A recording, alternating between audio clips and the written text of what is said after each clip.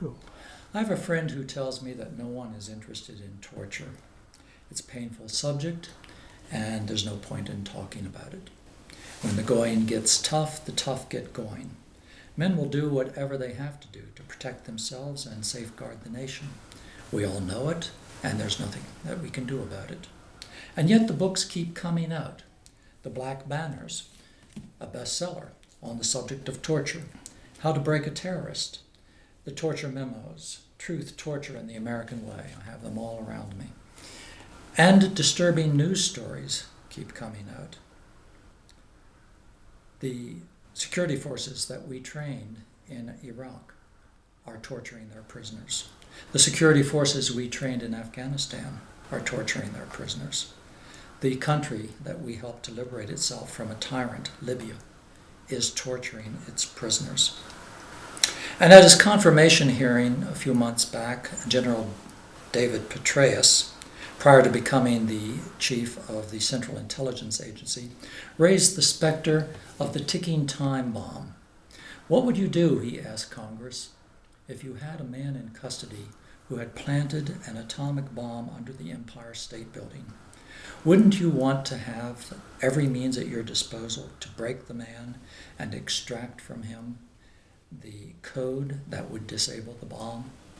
Congress agreed, including John McCain, who himself had been tortured in Vietnam. And so the subject of torture is with us, and we're going to be talking about it. My name is Gary Kern. I write largely on intelligence, espionage, Russian subjects. You can look me up on Amazon.com. My name is Gary Kern, K-E-R-N. And I'll be talking at the Academy for Learning in Retirement here in Las Cruces this May. On May 1st, the first talk is called the 20th Hijacker.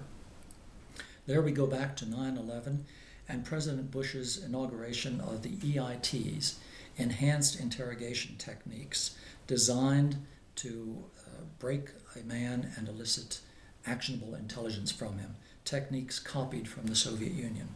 The second talk on May the 3rd is the Cheney Offensive.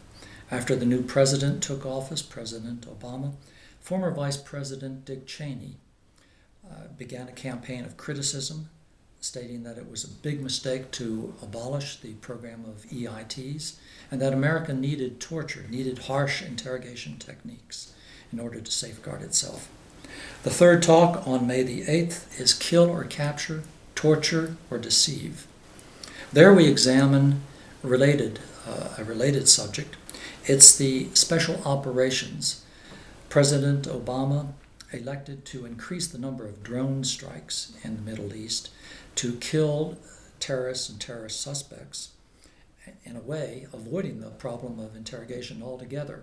With lists of thousands of names, we are striking terrorists both high and low and suspected in a half dozen countries in the Middle East, and also killing large percentages of their families and innocent people, leaving body parts strewn all over the countryside and the cities. And drones are coming to America, by the way. The police forces in America are acquiring grants from the Office of Homeland Security to acquire drones and run them for surveillance missions here in America. The last talk is the Good Interrogation, in which we examine the alternative to enhanced interrogation, that is, torture. The interrogation based on building rapport. That's at the Academy for Learning in Retirement here in Las Cruces this May. My name is Gary Kern. I hope you'll be able to attend. I think it'll be interesting, despite what my friend says.